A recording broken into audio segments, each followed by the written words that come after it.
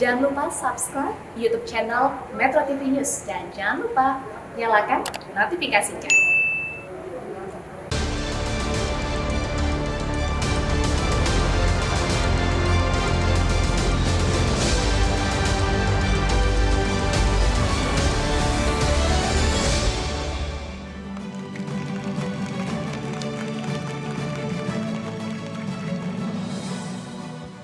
Selamat malam para pemirsa, ketemu lagi di Hot Room dengan saya Hotman Faris. Baru-baru ini Menteri Pendidikan dan Kebudayaan mengeluarkan peraturan untuk mengatasi kekerasan seksual di perguruan tinggi.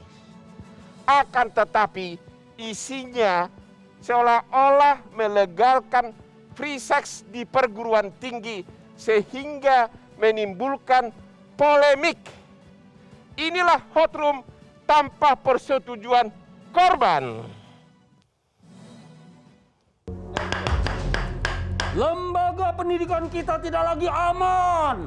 Di mana generasi penerus bangsa menuntut ilmu untuk mengejar mimpi mereka tercoreng dengan praktek kekerasan seksual yang dilakukan oleh oknum di lingkungan kampus. Sungguh miris. Tidak tinggal diam.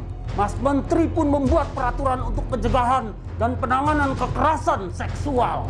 Tapi sayang, sungguh sayang, peraturan ini disalahartikan oleh beberapa pihak dengan berbagai asumsi dan interpretasi mereka masing-masing. Mr. IUC positive thinking saja. Mereka yang berkoar-koar tentang peraturan ini juga peduli untuk masa depan anak negeri ini. Tapi jangan hanya berkoar-koar, bla bla bla bla bla bla. Mari sama-sama pikirkan solusinya. Karena kekerasan seksual harus dihapuskan.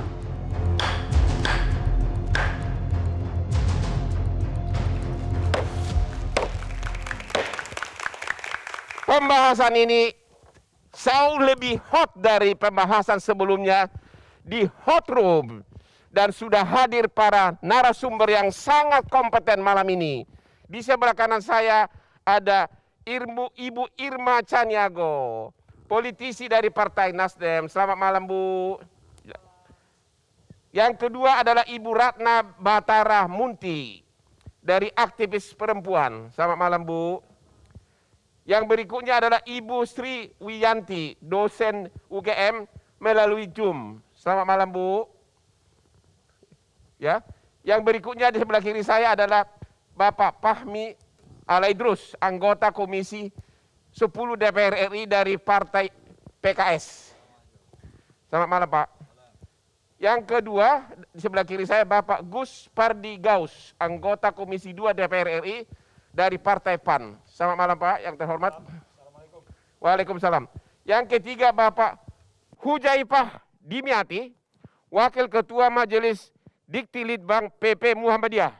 Dan tentu hadir di sini mahasiswa FISIP dari Universitas Pembangunan Nasional UPN Veteran Jakarta. Dan sebelum kita diskusi, kita lihat dulu VT berikut ini.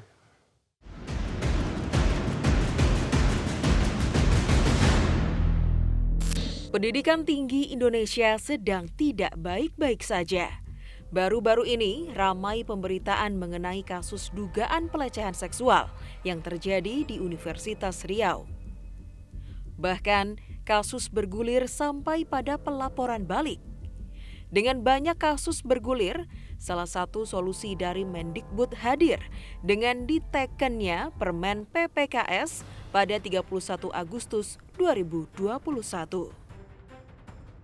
Bak obat yang memang tidak selalu manis, hadirnya Permen PPKS ini juga mendapat kritikan dari beberapa pihak yang menyebutkan bahwa pasal yang tertuang dalam Permen PPKS ini mengandung frasa yang dianggap ambigu, diantaranya seperti yang tertuang dalam pasal 1 ayat 1, lalu pasal 5, dan juga pasal 19. Apa yang membuat beberapa pihak menolak Permen PPKS?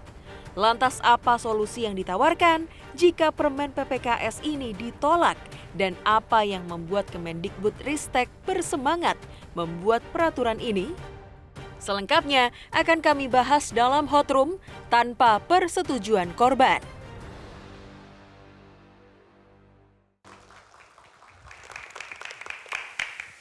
Bapak Fahmi, Bapak yang salah satu yang menolak peraturan ini, yaitu Peraturan Menteri Kebudayaan Nomor 30 Tahun 2001. Di sini banyak perbuatan-perbuatan yang dilarang. Bagaimana pendapat Bapak? Saya ralat dulu barangkali Bang Hotman. Ya, Saya bukan menolak, ya, tapi menganggap peraturan menteri ini tidak lengkap. Akhirnya akan berimplikasi kepada tafsiran. Kalau ada persetujuan, maka semua yang dilakukan atau semua yang dilarang itu menjadi boleh. Begitu. tidak lengkap atau salah drafting?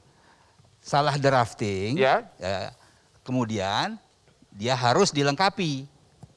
Jadi ini dua hal yang harus berjalan sehingga Permendikbud ini akhirnya sejalan dengan perintah atau amanah Undang-Undang Dasar 1945, Ya. Pasal 31 ayat 3 yang jelas-jelas Ya. memerintahkan kepada negara, kepada pemerintah mengusahakan pendidikan, menyelenggarakan satu sistem pendidikan nasional yang meningkatkan keimanan dan ketakwaan serta akhlak mulia Ya. dalam rangka mencerdaskan kehidupan bangsa.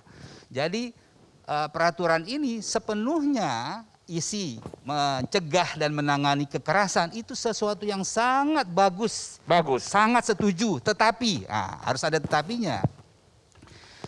Harus juga dilengkapi dengan pasal-pasal yang memberikan satu penafsiran utuh bahwa perbuatan-perbuatan melanggar susila meskipun dilakukan dengan persetujuan, tetapi kemudian itu melanggar Pancasila, melanggar etika, melanggar agama, seharusnya juga masuk ke dalam konten permen ini. Permen ini kan sesungguhnya senafas sejalan dengan RUU TPKS. Senapa sejalan? Iya. Oke. Dan RUU TPKS masih di dalam pembahasan dan masih sangat kontroversi. Berarti menteri mendahului PKS? Itulah yang kemudian perlu kita permasalahkan. Kenapa RUU TPKS ini masih dalam perdebatan? Ya. Perdebatannya termasuk itu Ya. masalah yang tadi kita bahas. Ya. Tiba-tiba saja permen ini mengalir begitu saja. Ya. Bahkan di Komisi 10 juga kita tidak tahu. Ya. Nah, inilah kemudian menimbulkan kontroversi, kegaduhan, sama seperti kontroversi ketika terjadi pembahasan di Balek. Begitu kira-kira. Jadi ini bukan perkara baru. Nah, sekarang diimplementasi di perguruan tinggi. Ya. Kalau kemudian permen ini menampilkan data-data kekerasan seksual, ya kita setuju harus dilindungi Ya. korban kekerasan seksual. Jangan sampai salah paham nih. Ya. Kekerasan seksual harus dicegah, harus ditangani, harus dilindungi. Kita setuju full, Ya. kita support. Tetapi jangan lupa, kita juga punya data dan fakta, ya, bahwa umum dilakukan di tempat-tempat kos, hasil dari wawancara ini. Ternyata kebanyakan mahasiswa, bukan kebanyakan lah ya, paling tidak disampaikan oleh salah satu responden, mereka biasa tuh melakukan pergaulan seks bebas. Dan ini kan satu fakta dan data yang juga perlu dipahami oleh kita. Ya. Nah ini kan juga harus dikendalikan, harus ditangani, harus diedukasi, harus diarahkan. Sehingga maksud saya adalah apabila permen ini menjadi utuh, kekerasan seksual ditangani, dicegah, termasuk juga pelanggaran asusila seksual juga harus ditangani, dicegah dan diedukasi agar tidak terjadi seperti itu. Oke, terima kasih. Sekarang ke Pak Gus Pardi. Lebih konkret aja Pak. Kalau membaca peraturan ini, ya seolah-olah seorang dosen bisa meraba-raba muridnya, bisa meraba-raba tubuh murid wanitanya, asalkan muridnya setuju. Ya. Bagaimana tanggapan Bapak? Pertama, saya menyikapi terhadap permen ini. Ya. Saya sudah baca di berbagai mass media, Ya. baik media cetak ataupun online. Ada yang mewakili dari 203 organisasi kemasyarakatan dan juga ormas Islam Muhammadiyah, Persis, PUI, dan juga ada organisasi yang terhimpun dari 203 ormas yang berada pada satu rumpun, itu menyatakan penolakan terhadap permen ini. Karena? Kenapa? Apa yang Bang Hotman sampaikan tadi. Ada terkesan peraturan ini membenarkan melakukan seks bebas kalau memang dalam persetujuan Para pihak. para pihak. Ya. Banyak hal yang disampaikan terutama pasal 5 itu. Ya, pasal 5, ya. Meraba-raba, melihatkan kelamin. Ya, asal setuju. Na'udzubillah min dzalik ini. Ya. Di dalam Islam, wala taqrabuz zina, menghampiri saja tidak dibenarkan. Ini terkesan bahwa permen ini melakukan pembenaran kepada mahasiswa untuk melakukan Dan dosen. seks bebas dan dosen sivitas akademika untuk melakukan seks bebas dengan catatan dia mahasiswa dan dia tidak terpaksa dan dia sukarela untuk melakukan itu. Dan itu pun juga bisa dipertontonkan. Karena tidak ada satupun pasal yang menyatakan di mana ranah-ranah yang boleh meraba-raba tadi dan dia setuju itu. Tidak ada. Oke, Pak. Artinya di permukaan umum, kalau seandainya Bang Hotman melakukan itu datang ke kampus, kemudian ada wanita cantik mahasiswa, dan dia setuju Bang Hotman raba dia sedemikian rupa, di dalam permen ini itu sesuatu yang dibenarkan. Dan ini bertentangan dengan Pancasila, bertentangan dengan Undang-Undang Dasar, bertentangan dengan Undang-Undang Pendidikan Nasional, bertentangan dengan Undang-Undang Perguruan Tinggi, di mana ranahnya itu mengacu kepada nilai-nilai adat, budaya, dan agama. Kita istirahat dulu, Pak. Jangan kemana-mana sesudah yang berikut ini.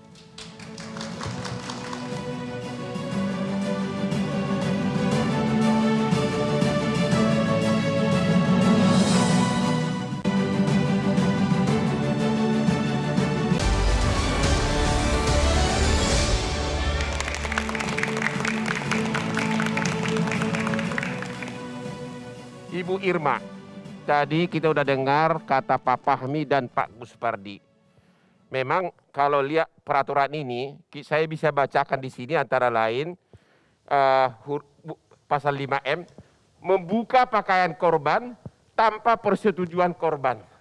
Makanya tadi Pak Guspardi mengatakan seorang dosen boleh meraba-raba muridnya kalau muridnya itu setuju. Ya benar kan Pak ya? Dari segi peraturan ini. Bagaimana pendapat Bu Irma? Silakan Bu. Terima kasih Bang Hotman. Assalamualaikum warahmatullahi wabarakatuh. Saya Irma Suryani Caniago. Melihat secara utuh permen ini, saya setuju dengan Bang Fahmi tadi bahwa permen ini baik, tapi mungkin ada yang harus direvisi.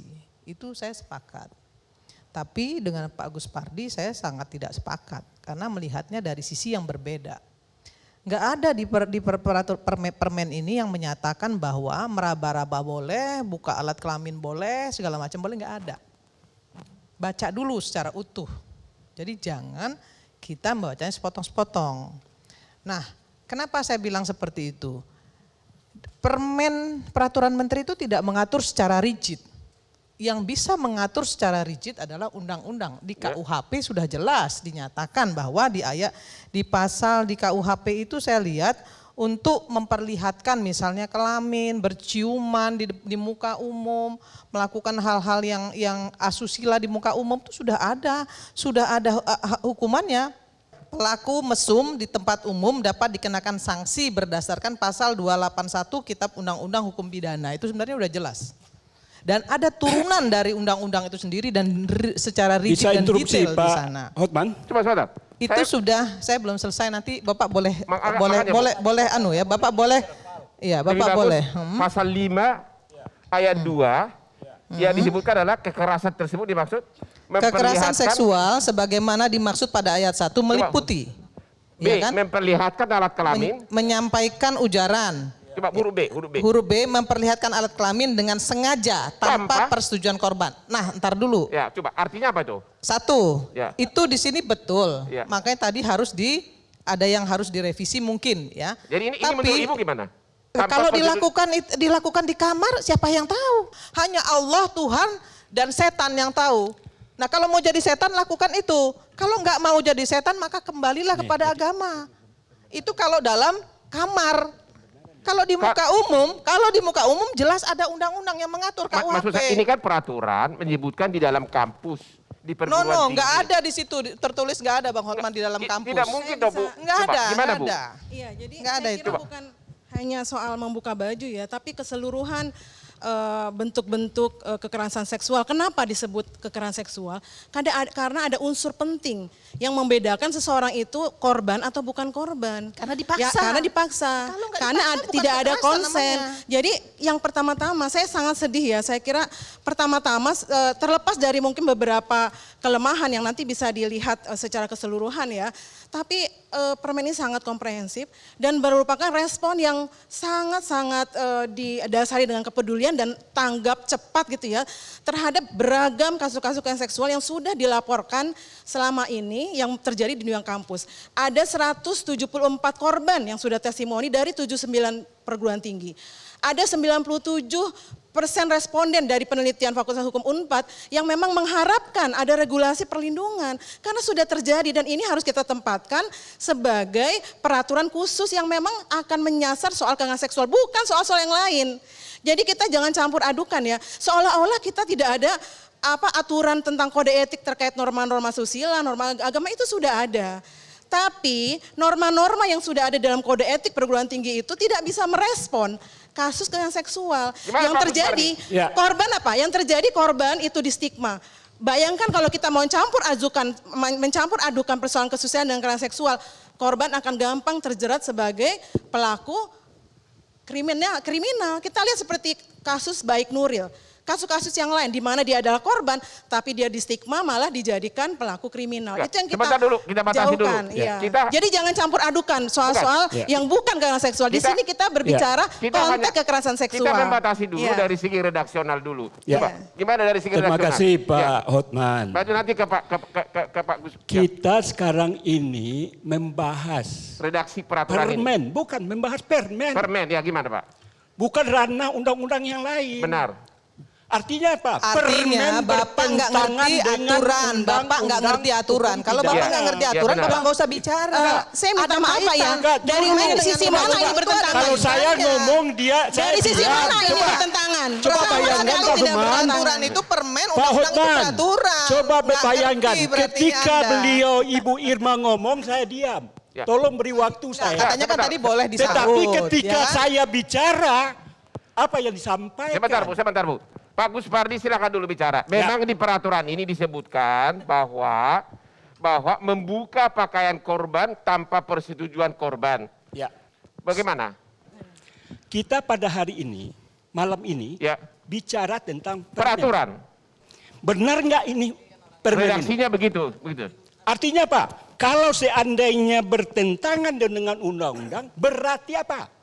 Ya. Aturan ini di bawah daripada undang-undang, di bawah dari PP, dan baru Pak Dimyati berada gimana? pada permen. Ya.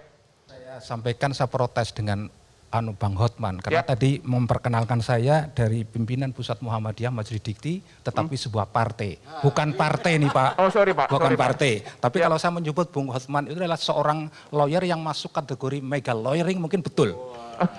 Oke, sorry, Pak. Oke, Bung Ya. Hotman ya, tadi Ya. Bu Irma ya, mohon maaf Bu ya. Ya. Jadi tadi kan persoalannya Bu Irma mengatakan kalau di muka umum jelas itu di KUHP Bu ya. Ya. Kemudian kalau di tempat lain yang tidak dilihat orang itu kan. Ya. Nah itu satu Bu ya. Kemudian yang kedua, seolah-olah kalau ini kita terjemahkan ada satu berpikir secara terbalik ya. Kalau misalnya seseorang atau korban itu apa yang disebut sebagai sexual consent, berarti itu adalah sebuah persetujuan yang kemudian tidak terjerat dengan ini. Saya setuju tadi ya. Jadi Ibu kan tadi mengatakan, oke setuju dengan Pak dari partai PKS itu kan, tidak setuju dengan PAN. Tapi Ibu mengatakan, oke lah, enggak usah urusan kayak gini kan. Tapi Ibu kan setuju kalau itu kemudian dirubah kan? Gimana Bu? Direvisi maksud saya, kalimat yang seperti itu. Ya, yang saya maksud dengan direvisi itu adalah tadi Bang Fahmi mengatakan bahwa ada yang kurang lengkap. Oke. Bukan direvisi, Direvisi. dilengkapi. Saya bilang direvisi. Ya, direvisi dan dilengkapi silakan. Oke, tetapi itu direvisi toh Bu, kata kuncinya Ya, direvisi tapi Bu ya. bukan dengan kalimat seperti yang disampaikan Bang Gus Pardi tadi, bahwa seolah-olah di kampus itu boleh melakukan telanjang, boleh melakukan macam-macam. Itu nggak benar. Iya. Dalam pasal ini nggak ada itu. Betul ya. Betul nggak Pak? Iya, iya. Nah, Saya itu kira dulu, saya- itu Tapi dulu. masalah tafsiran. Itu dulu. Itu yang saya sepakati dengan Bapak sama. Boleh, Dengan kalau Bang, gitu- dengan Ya, Bang saya Fahmi kira nggak tadi saya perlu sama. direvisi. Kalau Bapak gitu- mungkin saya Kalau bisa ada hal-hal yang kurang Saya mau bagus, tanya dulu langsung itu ke nggak ada masalah. Ibu Sri Wiyanti dulu, selaku dosen. Coba. Ibu Sri, gimana pendapat Ibu sebagai dosen ini? Ya, Halo, Bu Sri. Assalamualaikum warahmatullahi wabarakatuh. Shalom, Om Swastiastu, Namo Buddhaya, salam kebajikan dan selamat siang Bapak Ibu. Kalau saya langsung saja sebagai dosen dan sebagai sivitas akademis, maka kita harus melihat peraturan ini secara jernih. Pertama, sifat dari peraturan ini adalah sebagai pelengkap. Pelengkap apa? Yang pertama ingat bahwa selain dari peraturan menteri, Diknas ya, Mas Menteri Pendidikan kita, sebetulnya sudah ada surat edaran atau keputusan ya Dirjen Agama untuk pelakuan penghapusan kekerasan seksual di perguruan tinggi agama yang di bawah Departemen Agama. Nah, itu sudah ada sejak tahun 2019. Nah, sebetulnya peraturan ini melengkapi supaya penghapusan kekerasan seksual tidak hanya di perguruan tinggi berbasis agama. Itu yang pertama. Yang kedua, bahwa kalau di dalam universitas, semua universitas itu memiliki apa yang disebut dengan kode etik. Baik kode etik mahasiswa dan kode etik dosen. Apa yang telah Bapak sebutkan tadi sudah diatur di dalam kode etik dosen ataupun kode etik mahasiswa. Ini berbeda dengan kekerasan seksual. Asusila itu adalah perbuatan yang melanggar kepatutan, ya. Kedua belah pihak bisa jadi setuju untuk melakukan Saya itu. akan Dan itu tanya ke maksudnya Ibu Sri asusila. Tapi habis istirahat kekerasan ini. seksual yang tidak diatur dan Bu Sri, kekerasan seksual kita ini sudah istirahat banyak dulu. terjadi. Kita istirahat dulu. Habis ini saya sebagai pengacara akan bertanya nanti kepada Ibu soal mana yang lebih tinggi, peraturan menteri atau kode etik. Ya, habis ini kita ketemu lagi sesudah jeda ini. Jangan kemana-mana, tetap di Hot Room.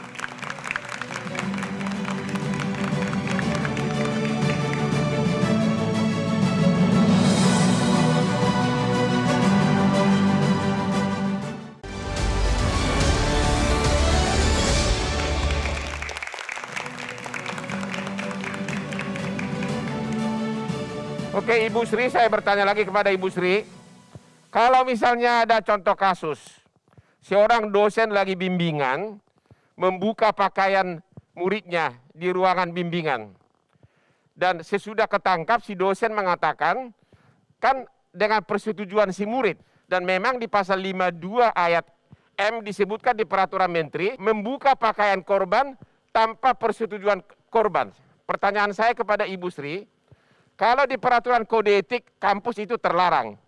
Tapi di peraturan menteri itu kalau persetujuan korban, maka itu boleh-boleh saja. Kalau Tidak itu begitu cara dibawa ke menafsirkannya, persidangan di Pak. kampus, mana yang berlaku, peraturan menteri atau peraturan kode etik? Itu kan tidak bisa begitu cara penafsiran, itu penafsiran hukum yang keliru ya, bahwa kita tidak bisa, maka dengan demikian dibaliklah, tidak begitu caranya. Yang pertama bahwa yang Bapak sebutkan jelas itu bisa masuk pada melanggar etik dan itu sudah diatur di dalam Undang-Undang Guru dan Dosen tahun 2005 bahwa Jadi ada peraturan profesi menteri ini nggak etik. berlaku dong? Perlakuan menteri memang tidak berlaku untuk kasus itu, tapi peraturan lain kan bisa berlaku. Peraturan Jadi mana? kan sama seperti KUHP, tidak semua pasal, tidak semua peraturan akan menjawab semua KUHP masalah. tidak berlaku kalau mau sama mau. KUHP tidak berlaku kalau Tidak, mau sama pasal mau. 281 tidak ada unsur mau, Pak. 281 jika melanggar asusila ya di depan Enggak, umum atau di KUHP itu kalau mau sama mau KUHP tidak berlaku. Yang berlaku itu perjinahan, kalau mau sama mau baru berlaku perjinahan. Perzinahan pun juga ada syaratnya, Pak. Iya. Perzinahan pun ada syaratnya. Perzinahan baru berlaku kalau mau sama mau. Kalau pelecehan, tidak ada pelecehan kalau mau sama mau. Tapi kalau di dalam pasal 281 KUHP itu jelas ada. Di dalam Undang-Undang Guru dan Dosen itu sangat jelas. Termasuk perubahan 2014. Kekerasan seksual tidak boleh dilakukan oleh dosen maupun guru. Itu jelas sekali. Itu pertanyaan saya, Bu. Satu, berarti peraturan asusila ini apalagi. Jadi asusila dan kekerasan seksual dua-duanya sudah diatur. Kita tidak bisa, kita semua tahu, tidak semua aturan, satu aturan mencukupi semuanya. Itulah kenapa ada aturan A, B, dan C, dan aturan peraturan menteri ini memang spesifik untuk melengkapi, karena ada kebingungan. Yang selama ini diatur di kampus-kampus itu perbuatan asusila. Sebentar dulu, Bu. Yang nggak ada itu kekerasan seksual. Maka ini tekanannya pada kekerasan seksual, di mana memang ada unsur paksaan, ya, yang sangat jelas. Dulu, Bu. Dan unsur paksaan itu, ya, bisa jadi karena relasi-relasi dosen dan guru. Ya. Ibu mengatakan bahwa di undang-undang lain itu, bahwa persetujuan korban itu tidak diperlukan, ya. Pokoknya ada atau tidak persetujuan korban, tetap itu adalah pelecehan seksual.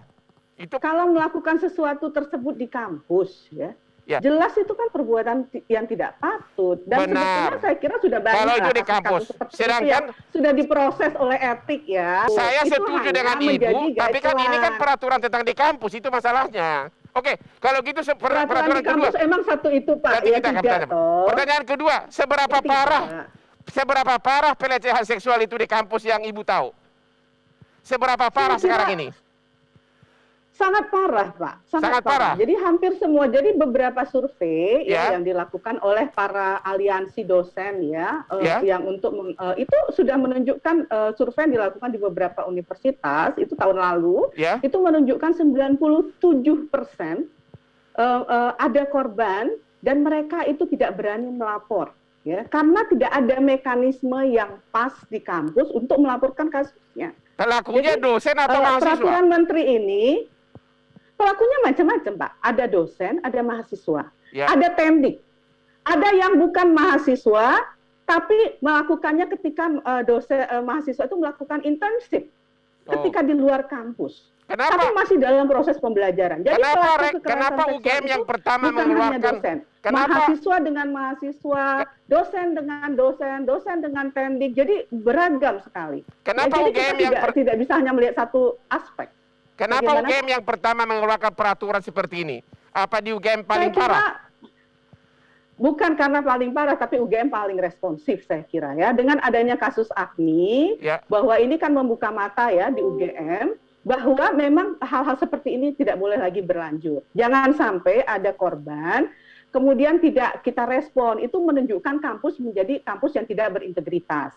Jadi kampus yang berintegritas itu sekarang bukan karena tidak adanya kasus kekerasan seksual, pasti ada. Tapi bagaimana kampus merespon kekerasan seksual dengan baik. Membuat kebijakan yang memastikan bahwa korban itu dapat melapor dengan baik, ditangani secara baik, dan kemudian akhirnya bisa pelakunya itu dihukum dengan berbagai hukuman, termasuk hukuman yang mendidik. Karena ini sifatnya di kampus, ya, hukuman mendidik itu menjadi penting.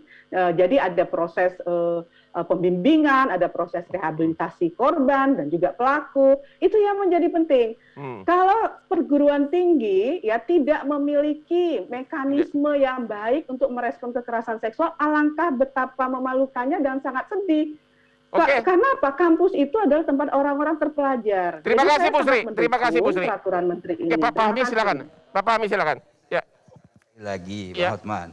Kalau kemudian permen ini didasarkan pada banyak kasus, banyak data tentang kekerasan seksual khususnya di perguruan tinggi, maka sekali lagi saya juga ingin menantang kita semua, terutama Kementerian Pendidikan dan Kebudayaan, bahwa data-data dan fakta-fakta terkait dengan perbuatan asusila seksual, yaitu perbuatan seksual yang dijabarkan di permen ini, tetapi dengan persetujuan itu banyak terjadi. Dan karena rumusan permen ini mungkin beda paradigma, ya, paradigmanya kan seperti yang tadi sudah terlontar, ya, kalau dilakukan tidak terpaksa, artinya suka sama suka. Boleh aja di sini. Bukan, itu bukan kekerasan seksual. Di sini. tidak masuk ke dalam ini. Tetapi inilah perbedaan paradigmanya, Bang Hotman. Oleh karena itu kita harus kembalikan lagi bahwa permen ini kan diterapkan di perguruan tinggi. Ya.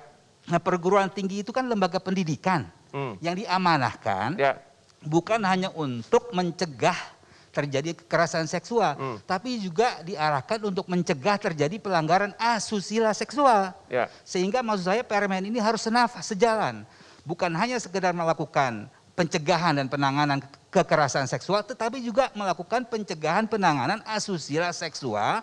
Sehingga di dalam permen ini kan ada satgas, ada satgas yang ditugaskan, sehingga mereka bekerja komprehensif. Nah inilah yang barangkali menurut saya harus dilengkapi. Nah sebenarnya ini usulan saya ya, kalau Bang Hotman ahli hukum mungkin nggak ini terjadi.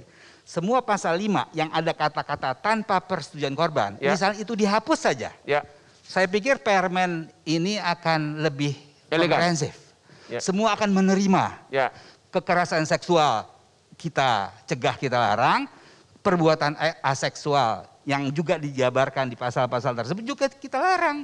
Kita edukasi, lalu kita cegah. Jadi dan seterusnya, begitu. Bapak setuju dengan permen ini asalkan kalimat tanpa persetujuan korban dihapus? Cabut dulu, lalu kita revisi sehingga tidak ada kontroversi, tidak ada perbedaan-perbedaan penafsiran yang ramai diributkan. Pak Dimyati gimana pendapatnya? Baik, jadi permen itu kan bukan kitab suci ya. Ya.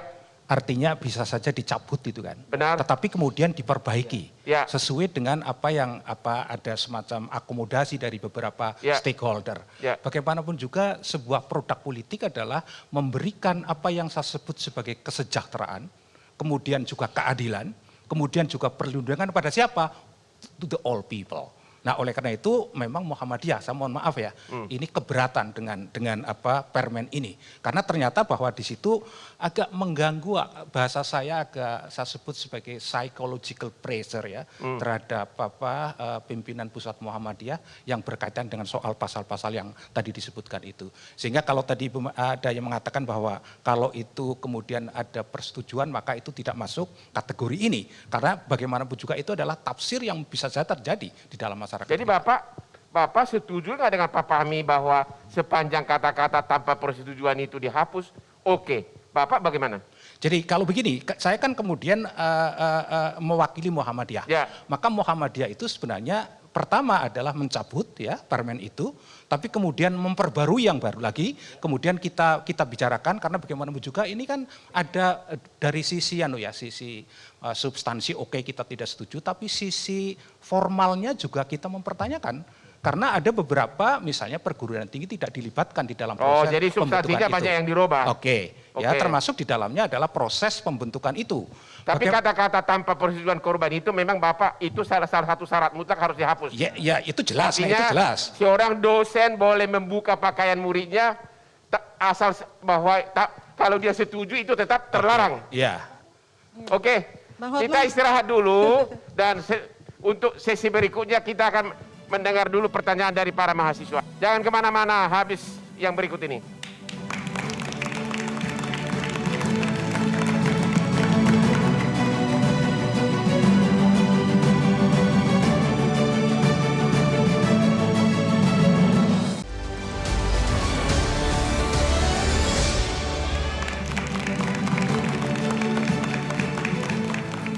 Kembali lagi di Hot Room. Kepada Ibu Irma dan Ibu Ratna. Pertama kepada Ibu Irma. Pertanyaan saya begini Bu. Kita mau bahas dulu secara kepala dingin. Kalau kita baca secara kepala dingin peraturannya, di pasal 5 disebutkan apa definisi kekerasan seksual. Pasal 5 ayat 2 disebutkan, nanti saya tanya pendapat Ibu ya.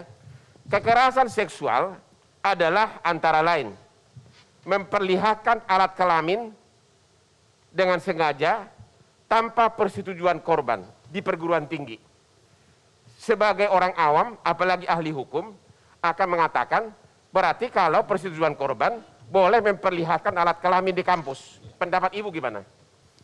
Ya menurut saya sudut pandang kita melihat permen ini berbeda, Bang Hotman. Secara redaksional jelas kata-katanya. Berbeda, pandangannya berbeda. Karena menurut saya tidak ada satu kata pun di sana yang menyatakan bahwa boleh memperlihatkan, boleh meraba-raba, nggak ada. Hanya di situ disampaikan bahwa tanpa persetujuan atau dengan persetujuan. Tapi tidak ada secara narasi ya bahwa boleh memperlihatkan alat kelamin, ciuman dan sebagainya. Saya cuman kasihan ya dengan anak-anak saya yang ada di mahasiswa ini. Apakah sebegitu buruknya moral kalian gitu loh. Apakah segitu buruknya, apakah kalian nggak punya agama sehingga kalian melakukan itu? Itu aja keprihatinan saya. Kalau ada hal-hal yang mungkin secara narasi kurang sempurna, ya menurut saya bisa saja, kan tadi sudah disampaikan sama beliau bahwa ini bukan kitab suci. Tapi kalau dikatakan bahwa ini melegalkan zina, saya kira enggak. 90% umat rakyat Indonesia itu Muslim. Jadi mana mungkin zina itu bisa ditoleransi. Hanya saja kalau kita bicara hukum dan undang-undang itu ada turunannya. Ya. Undang-undang kemudian diturunkan menjadi peraturan menteri. Biasanya seperti itu. Saya juga di DPR di Komisi 9. Undang-undang itu kemudian diturunkan menjadi peraturan menteri yang kemudian di peraturan menteri itulah kemudian didetail. Nah, makanya saya tadi bilang kalau di peraturan menteri itu tidak secara rigid disebutkan, kenapa? Karena di undang-undangnya sudah ada. Nah, kalau kekerasan seksual, sebentar Bang, kalau kekerasan seksual yang kita permasalahkan, lah kalau kita bicara narasi ya, kita bicara tekstual. Kalau yang namanya kekerasan seksual artinya kalau dia dipaksa. Kalau nggak dipaksa kan bukan kekerasan. Berarti boleh? Bukan boleh. Ini boleh? Enggak. Ini boleh katanya. Enggak, itu keliru. Berarti peraturan ini keliru? Bukan keliru, abang yang membacanya keliru. Ya, ini jelas-jelas Bu. Oh enggak. Enggak, maksudnya logikanya jangan Logika dibalik, berpikirnya yang keliru. Enggak, masalahnya Bu, ini kan peraturan menteri di perguruan tinggi. Disebutkan kekerasan seksual yang dilarang itu adalah ini 1, 2, 3, 4, 5. Yaitu antara lain memperlihatkan kelamin kalau tidak disetujui korban. Itu yang dilarang. Coba baca Buni. Ya memang itu sebagai unsur kekerasan, Bang. Ini kan kita bicara soal kekerasan, bukan berarti soal dia hukum. terjerat Kalau hukum dengan udah ada di ketentuan kode KUHP etik gitu loh. Ya. Gimana sih cara Kita harus berpikirnya? pilah-pilah, nggak boleh. Berarti Ketika kita nggak bikin larangan melawan orang tua itu adalah tidak boleh, apa artinya kita lalu membolehkan melawan orang tua? kita boleh? Enggak juga. Nggak selalu dieksplisitkan norma-norma itu. Jadi kita harus memisahkan norma susila, norma agama, kita hidup dengan norma itu. Selain itu kode etik perguruan tinggi sudah mengatur lama sekali bahwa tidak boleh melakukan perbuatan-perbuatan asusila. Sehingga tidak butuh aturan khusus lagi untuk soal kesusilaan. Yang kita butuhkan adalah respon terhadap berbagai kasus kekerasan seksual yang memang belum ada aturannya di kampus. Dan jangan lupa pemerintah Indonesia sudah menandatangani konvensi tentang kekerasan dan pelecehan di dunia kerja. Di mana kampus itu juga dunia kerja. Mahasiswa calon-calon pekerja. Dan di dalam konvensi ILO tahun nomor 190 yang diterbitkan 2019 yang lalu, itu memang harus dunia kerja itu membuat aturan yang melarang, mencegah, memulihkan korban, menangani gitu ya, bahkan sampai pelatihan supaya bisa menangani. Kita menghargai. Si pendidikan ini sudah responsif, jadi harusnya kita mengawal, mengapresiasi, bukan dibalik-balik logikanya. Ini ada korban loh Bang. Korban yang harus diselamatkan. Dan 179 mahasiswa sudah testimoni sebagai korban.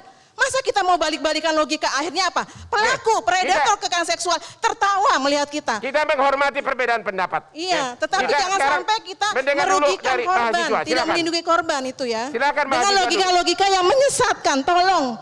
Kita harus mengawal. Silakan mahasiswa yang bertanya, silakan. Assalamualaikum warahmatullahi wabarakatuh. Silakan, sebentar. Ya. Izinkan saya memperkenalkan diri, nama saya Muhammad Rizky Milza dari Ilmu Politik UPN Veteran Jakarta Angkatan 2020. Saya di sini ingin bertanya, penolak itu para penolak menyatakan bahwa Permendikbudristek ini melegalkan seks bebas. Bukannya itu justru para penolak itu melihat lingkungan kampus itu adalah lingkungan yang nafsuan dan tidak bermoral. Padahal kan dalam tekstual sendiri pun tidak ada pelegalan seks bebas atau perzinaan dalam peraturan itu. Terima kasih. Silakan Pak Gus Pardi. Terima kasih Ananda. Saya juga mahasiswa dulu. Tahu persis bagaimana suasana kampus. Dan saya juga pernah dosen selama 15 tahun. Yang perlu diketahui adalah kita sebagai negara hukum harus taat azas dan taat hukum. Yang paling tinggi itu adalah undang-undang dasar. Kemudian adalah undang-undang. Setelah undang-undang bukan permen, PP. Setelah PP baru ada permen. Jadi bukan dari undang-undang langsung kepada permen. Ini saya perlu menyampaikan ke Uni Irma. Yang kedua adalah kalau seandainya di dalam aturan permen ini menyatakan tentang yang jadi persoalannya sudah disampaikan tadi. Kalau dia nggak merasa keberatan, dia nggak ada masalah. Dia meraba, dia sebagainya dan lain sebagainya, asal dia tidak melarang. Artinya apa? Berarti dia membolehkan. Oleh karena itu harusnya permen ini memelihara dan menjaga suasana kampus untuk tidak terjadi perzinahan dan asusila, apalagi kekerasan. Asusila saja tidak dibenarkan, apalagi kekerasan. Tapi jangan digabung, jangan dicampur baurkan. Itu korban bisa terjerat ganti-ganti kita bicara. Anda tadi bicara saya dengar dengan santun. Tolong dengarkan juga saya secara santun. Oleh karena itu yang ingin saya sampaikan adalah dengan adanya peraturan menteri batal demi hukum terhadap peraturan perguruan tinggi itu. Oke, itu jawabannya. Gimana tanggapan Bu? Nah, saya cuma mau ngomong sedikit saja. Ya, silakan. Hukum itu di dunia yang paling tinggi itu bukan undang-undang, etika moral. Undang-undang bisa salah. Misalnya contoh ya, nenek-nenek yang mencuri kakao itu dihukum 5 bulan. Kalau undang-undang bilang tuh benar karena dia mencuri, tapi ada etika moral di sana. Dia mengambil itu karena untuk makan, maka nggak boleh ditahan. Pekerja, sanksi kerja sosial saja. Kenapa? Itulah yang namanya etika moral. Jadi di atas undang-undang tuh ada etika moral. Bukan undang-undang, salah kalau beliau tadi ngomong begitu. Bahwa yang paling tinggi undang-undang. Keliru. Ke peraturan menteri ini? Saya ingin sampaikan sekali lagi. Ya Bang, tidak ada peraturan menteri yang melegalkan zina. Tidak ada di situ. Ibu Ratna dan anak-anakku semua ini juga nggak mungkin juga mau berzina, betul nggak? Iya. Yang paling penting Bang Hotma, kita bicara kembali ke fokus tentang permen kekerasan seksual. Kalau kita mau revisi, apalagi mau mencampur adukan dengan persoalan kesusilaan, dan akhirnya kata-kata kekerasan itu hilang, dan akhirnya unsur soal konsen itu juga hilang, itu namanya bukan kekerasan seksual lagi. Dan saya dari latar belakang lembaga bantuan hukum, mendampingi para korban, itu sulit sekali untuk memproses laporan. Ada stigma di masyarakat, tidak ada dukungan, lalu juga soal pembuktian. Kita bisa bayangkan bagaimana korban-korban ini yang sulit untuk membuktikan, itu akan terjerat dengan permen yang udah jelas bukan lagi kekerasan seksual. Jadi harus dipisahkan dan kita nggak butuh aturan-aturan soal kesusilaan udah banyak. Udah ada KUHP dan kode etik di kampus sudah ada. Yang belum ini adalah persoalan merespon banyaknya kasus-kasus kekerasan seksual yang terjadi dan ada korban itu loh. Kita nggak berbicara perbuatan-perbuatan yang tidak ada korban karena itu juga sudah diatur. Kita punya norma agama, norma susila, ada kode etik gitu ya. Tetapi kita mengatur hal-hal yang memang sudah ada pihak-pihak yang menderita secara psikis, secara fisik.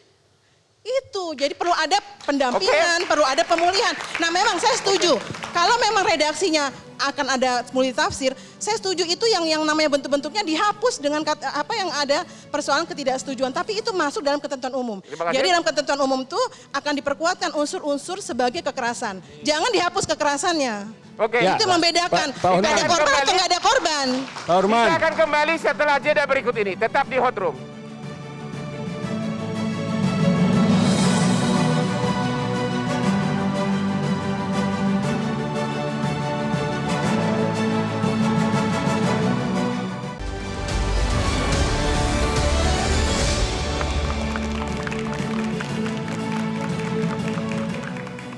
Kembali lagi di Hot Room. Pertanyaannya sekarang adalah bagaimana cara mengatasinya kekerasan seksual tersebut di sekolah atau di kampus. Saya pernah melihat sendiri di Batu Malang di mana kekerasan tersebut ternyata dilakukan oleh pemilik sekolah. Sehingga setiap murid melapor pimpinan sekolah tidak berani karena pelakunya adalah pemilik sekolah. Maka pertanyaan pertama kepada mahasiswa, ada usulan nggak bagaimana cara mengatasinya? Nanti dijawab oleh Ibu Sri dari UGM. Silakan mahasiswa. Assalamualaikum warahmatullahi wabarakatuh. Sebelumnya perkenalkan, nama saya Muhammad Maulana Yusuf dari Ilmu Politik UPM Veteran Jakarta Angkatan 2019. Mungkin tadi pembahasannya sangat menarik ya. Tadi mungkin saya menilik balik dari RUU PKS yang belum kunjung selesai. Jadi selama ini undang-undang terhadap kekerasan seksual itu hanya terbatas pada pemikiran seperti contoh pembahasan mengenai RUU PKS tadi. Nah, yang dimana pembahasannya itu hanya terfokus pada pemikiran konservatis dan liberal. Jadi apakah menurut para narasumber di sini dengan dikeluarkannya Permendikbudristek ini nomor 30 tahun 2021 merupakan upaya konkret dari pemerintah gitu untuk misalkan kasus kekerasan seksual ini di kampus, begitu. Terima kasih. Oke. Jadi apakah dikeluarkannya peraturan menteri ini merupakan upaya konkret dari pemerintah untuk mengatasi kekerasan seksual di kampus? Silakan Ibu Sri. Kira iya, betul, itu jawabannya. Karena memang sejak saya mengacu pada pengalaman di UGM ya, Bapak-Bapak dan Ibu-Ibu, bahwa sejak ada peraturan rektor nomor 1 tahun 2020 tentang pencegahan dan penanganan kasus kekerasan seksual di UGM, itu sebetulnya melengkapi peraturan-peraturan lainnya. Maka ada banyak pihak kampus, universitas yang mengontak kami UGM untuk dibantu bagaimana agar membuat kebijakan-kebijakan yang sama. Ya, saya pikir ini menjadi penting karena artinya ada gerakan di kampus sendiri ingin memberikan bantuan yang lebih baik kepada korban kekerasan seksual. Nah, peraturan menteri ini sebetulnya memberikan kerangka, misalnya harus ada upaya pencegahan, karena pencegahan itu menjadi penting. Pencegahan supaya orang saling menghormati, orang menjaga etika, orang tidak melakukan kekerasan seksual di kampus ataupun dimanapun. Nah, dan sudah ada langkah-langkah yang diharapkan dilakukan oleh kampus, melakukan sosialisasi terhadap perbuatan. Mekanismenya di UGM? Kalau di UGM, kalau kita ada yang namanya unit layanan terpadu, ya, itu untuk penanganan kasusnya, dan dari unit layanan terpadu itu nanti kemudian ada dibentuk komite etik untuk melihat dan menginvestigasi kasus. Sudah tapi berapa kasus? Di lain dari unit layanan terpadu dan saya tidak bisa menyebutkan beberapa, tapi komite etik sudah terbentuk beberapa kali, artinya peraturan rektor berjalan. Ya, peraturan sudah rektor ada yang kena hukum nggak? Ada kasus mahasiswa dengan mahasiswa, kasus dosen dengan mahasiswa, kasus tendik dengan mahasiswa, itu sudah kita proses. Dan sudah ada sanksi yang dijatuhkan. Artinya peraturan itu jalan. Tapi kita tidak hanya mengacu pada penanganan kasus. Yang menjadi penting itu pencegahan. Pencegahan itu misalnya memasukkan materi anti kekerasan seksual di dalam orientasi mahasiswa, di dalam pelatihan-pelatihan dosen. Mengingatkan dan membuat kegiatan-kegiatan, melakukan pertemuan-pertemuan di tingkat banyak hal, dan kita sekarang lagi mempersiapkan survei. Kita ingin tahu apakah dengan adanya peraturan rektor ini tingkat kekerasannya masih tinggi atau tidak, sehingga kita harus melakukan langkah lain untuk melakukan antisipasi. Ya. Apakah antisipasi benar, bukan menutup kasus, tapi membantu korban agar korban terbuka dan ditangani Ibu secara Sri, baik. Apakah benar sering terjadi ketika hubungan empat mata antara murid wanita dengan dosen lagi bimbingan, misalnya bimbingan skripsi di ruangan tertutup, apakah sering terjadi seperti terjadi di universitas di mana, di Riau ya? Kalau di UGM, kasus-kasus yang masuk itu beragam, ya, antar mahasiswa dengan mahasiswa, dosen dengan mahasiswa ada. Tapi memang kan kalau yang tadi di dalam ruang-ruang tertutup, apalagi di luar kampus, itu memang sulit sekali untuk kita pantau. Tapi kalau di beberapa fakultas ya, sekarang di UGM sudah membuat ruangan-ruangan dosen yang terbuka, ya, atau atasnya itu terbuka, sehingga apa, hal-hal tersebut itu menjadi hal yang bisa dipantau bersama. Dan saya pikir peraturan menteri itu kan menyebutkan bahwa sedapat mungkin tidak boleh ada bimbingan-bimbingan di luar kampus, ya. Nah, ini kan juga bagus, sehingga semuanya diarahkan bimbingan akademik itu di kampus. Yeah. Kalau daring itu direkam, ya. Nah, ini adalah proses-proses pencegahan untuk supaya hal-hal yang tidak diinginkan tidak terjadi lagi. Nah, saya pikir kita sudah maju, jangan mundur lagi ini tidak pas atau pas. Nanti kalau ada peraturan yang lain silahkan. Terima kasih Bu Sri. Ibu Irma, apakah peraturan ini dari segi sanksi dan sebagainya sudah memadai atau masih perlu diperkeras?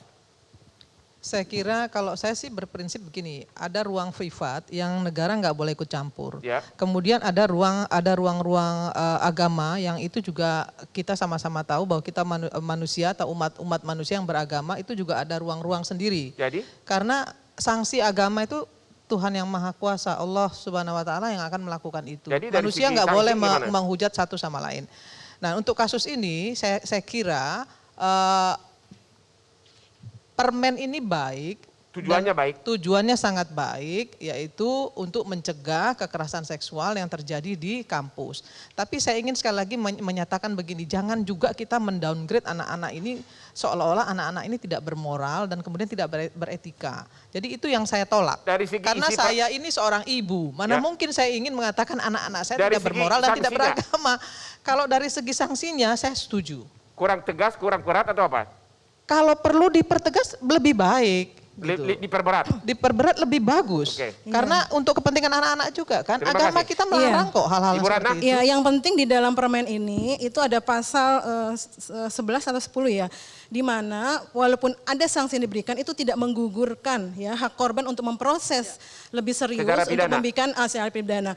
Dan tadi juga saya ingin merespon bahwa permen ini kan nggak perlu menunggu RUU PKS karena kita sebagian sudah diatur di dalam KUHP. Ya. Lalu jangan lupa kita sudah punya Undang-Undang Nomor 784 tentang Konvensi Penghapusan Segala Bentuk Diskriminasi Terhadap Perempuan, di mana di dalamnya juga mengatur tentang kekerasan terhadap perempuan, salah satunya kekerasan seksual ini. Nah lalu kita juga sudah ada perjanjian pemerintah ya secara internasional dengan Konvensi ILO Nomor 90 itu juga ya yang harus kita ingat.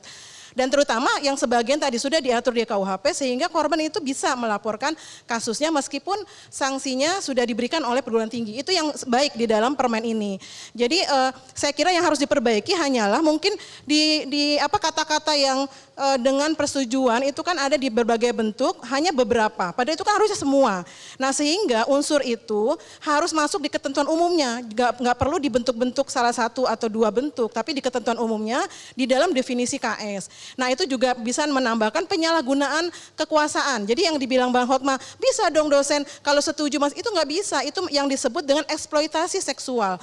Ada penyalahgunaan kekuasaan, ada penyalahgunaan kerentanan korban gitu ya. Dia sebagai mahasiswa, itu dilarang betul harusnya. Pak Dimiati, gimana? Apakah tetap Bapak berpendapat bahwa peraturan menteri harus total dicabut atau sanksinya dirubah atau diperberat atau gimana? Oke, begini Bung Hotman dan Bapak Ibu sekalian ya.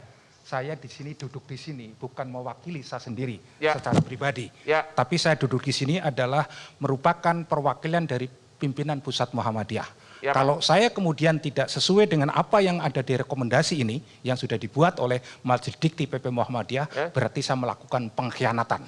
Oke, jadi saya akan memberikan satu catatan bahwa di dalam rekomendasi itu memang dicabut kemudian dirubah.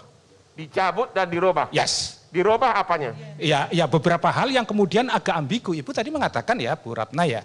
Jadi dan Bu Irma ya, di situ tidak ada secara eksplisit ya dengan sebuah persetujuan itu ya Bu ya. Yang itu artinya bisa melakukan seenaknya sendiri. Kemudian itu tidak masuk kategori ini. Nah, tetapi kemudian saya mengatakan bahwa aturan ini yang ada di dalam pasal 5 ayat 2 bagi saya adalah memiliki ambiguitas yang sangat tinggi. Dan itu bertentangan dengan aspek misalnya Undang-Undang Dasar 45 atau undang-undang yang berkaitan dengan soal pendidikan tinggi. Jadi pasal 5 terutama menurut Bapak sangat kabur? Yes, sangat kabur. Iya, tapi itu menurut saya sih berharap ya sebagai organisasi keislaman dan saya juga bagian ya sebagai muslim ya, supaya benar-benar menempatkan pada konteksnya gitu loh. Ini kekerasan seksual sehingga unsur konsen itu menjadi penting. Ya, tetapi jangan dibalik, bukan berarti ketika kita tidak mengatur perzinahan boleh zina, enggak gitu. Sama dengan kita nggak bikin aturan kok. Kan ini kan soal norma yang sudah disepakati. Aturan misalnya larangan melawan orang tua, apakah berarti lalu dibalik? Oh berarti boleh dong melawan orang tua? Kan nggak begitu. Nah itu tolong konteksnya kekerasan. Kita akan kembali sesudah berikut ini. Tetap di Hot Room.